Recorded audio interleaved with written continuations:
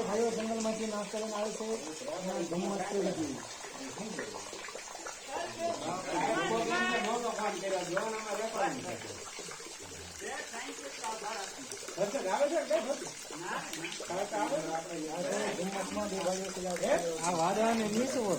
વાદળા અહીંયા આવી જાવ નીકળો જોજો આ બધા અહીંયા સીડા છે આપણી બાજુ.